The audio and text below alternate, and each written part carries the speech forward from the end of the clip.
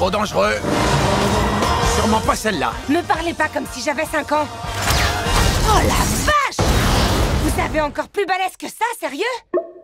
Salut tout le monde, c'est Arnold et aujourd'hui on se retrouve pour parler de la série Hawkeye qui a démarré le 24 novembre sur Disney+. Donc c'est la 4e série de Marvel après WandaVision, Falcon et le Soldat de l'Hiver, Loki et What If, dont on a aussi fait la critique chaque semaine sur le site. Comme avec les autres séries, Hawkeye c'était surtout l'occasion de s'intéresser à un des personnages un petit peu oubliés dans l'univers cinématographique de Marvel, à savoir Clint Barton, donc l'archer des Avengers, qui est toujours apparu un petit peu en second plan dans les films du MCU. Et la série s'intéressait aussi à Kate Bishop, donc celle qui lui succède et qui reprend le nom d'Hawkeye dans les comics. Et justement, en parlant de comics, on a vu que la série, à travers la bande-annonce ou les différentes images promotionnelles, que la série allait partiellement, voire même largement s'inspirer des comics de Matt Fraction et David Aja, qui sont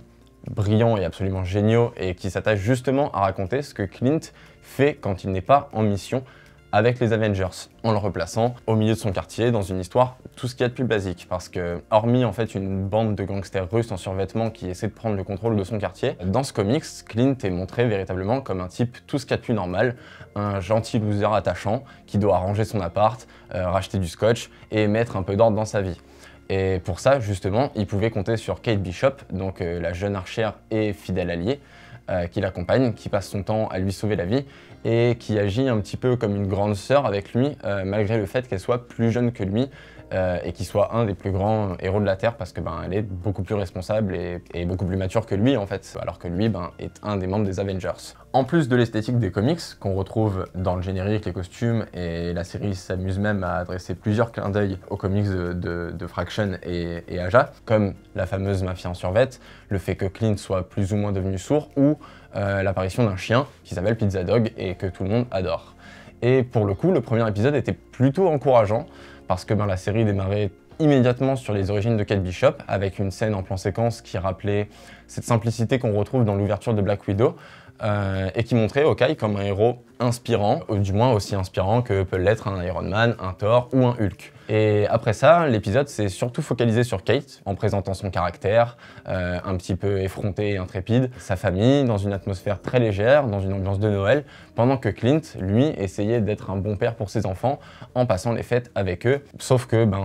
problème, le vieux costume de Ronin va débarquer au milieu de tout ça et va ruiner les plans de l'un comme de l'autre, et finalement Kate et Clint vont irrémédiablement se rencontrer et enquêter autour de Ronin et de différentes affaires. On était donc très loin des menaces interplanétaires d'Eternals ou des voyages dans le temps qu'on pouvait retrouver dans Loki, et c'est tant mieux, parce qu'une série de ce genre, ça aurait été tout simplement ridicule et absolument pas approprié pour un personnage comme Clint Barton, d'autant que, même s'il n'est pas forcément devenu un acteur incroyable, Jeremy Renner tient plutôt bien son rôle dans la série, plus en tout cas que dans les films du MCU, là où Ellie Steinfeld est absolument parfaite, vraiment parfaite en Kate Bishop, et justifie à elle seule de regarder la série, parce qu'on retrouve tout ce caractère effronté et intrépide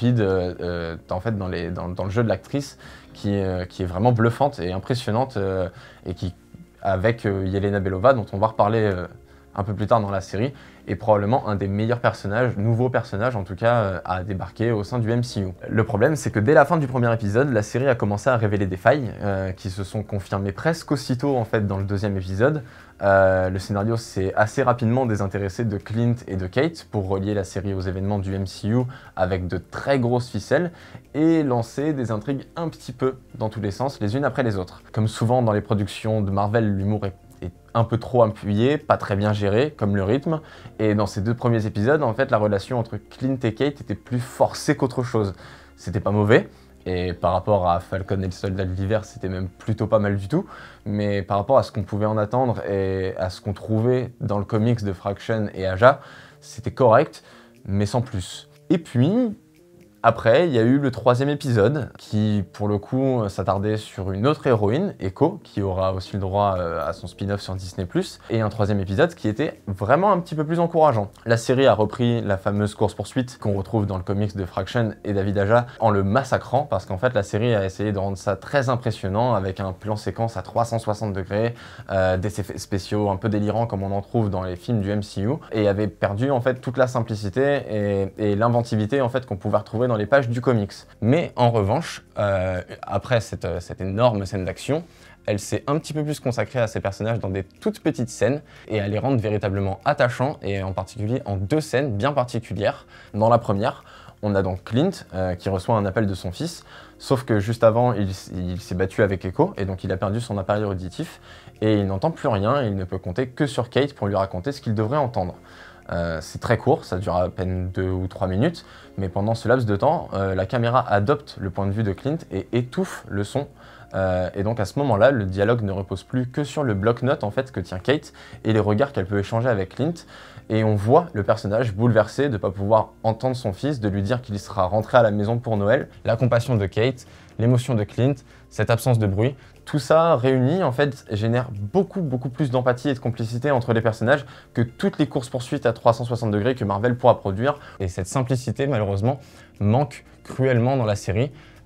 Simplicité qu'on retrouve dans la 2e scène. Clint a récupéré son appareil auditif et il partage un café avec Kate. On a un chant contre chant tout à fait basique, une conversation toute simple autour de Kate qui essaie d'améliorer l'image de marque de Clint en tant que héros et qui se permet d'ailleurs une petite référence aux comics avec le costume. Et il en faut vraiment pas plus pour créer de la complicité et de l'émotion. Et ce genre de moments sont vraiment trop rares et surtout noyés dans un flot d'intrigues un peu, voire même assez insipides et qui partent un petit peu dans tous les sens. Parce que le 4e épisode d'Hawkeye était lui aussi un petit peu mieux et comportait justement ce genre de petites scènes avec Kate qui tente de réconforter Clint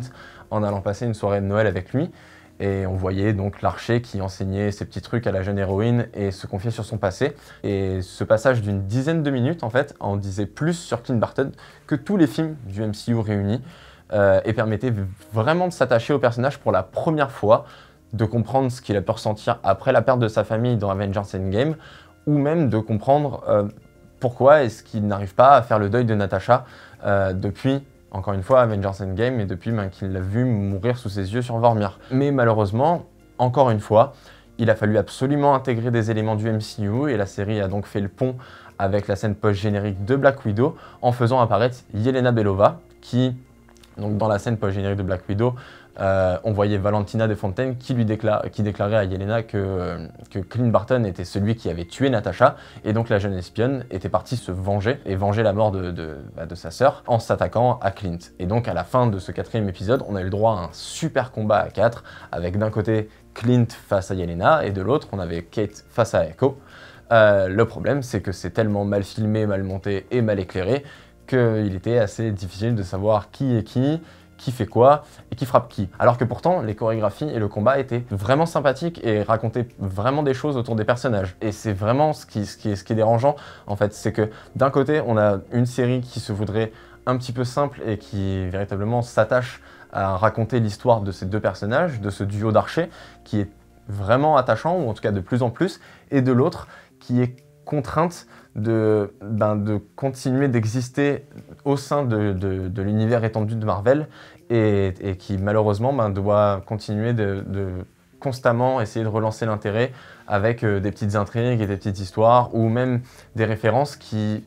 sont pas forcément intéressantes et qui surtout ne permettent pas d'approfondir véritablement les personnages, quoi. Et ça, c'est assez dommage. En revanche, de ce qu'elle a montré, la série Hawkeye tente vraiment de se forger une identité avec son ambiance de fête de Noël et son duo de héros un peu dysfonctionnel mais qui s'aiment quand même malgré tout. Mais le scénario, voilà, reste très simple, très convenu et très bordélique. Parce que entre Jacques Duquesne, le beau-père qui est relié à la mafia en survette, Yelena Belova qui veut se venger, les enfants de Clint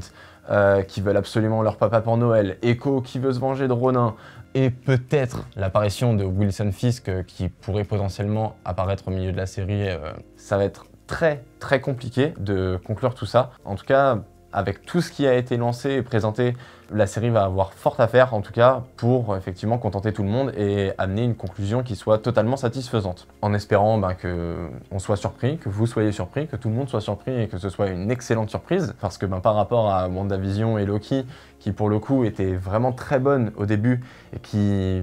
en termes de qualité, véritablement diminuent de plus en plus jusqu'à arriver à un final vraiment très décevant. Là, pour le coup, on a un premier épisode qui était plutôt pas mal, d'autres épisodes qui étaient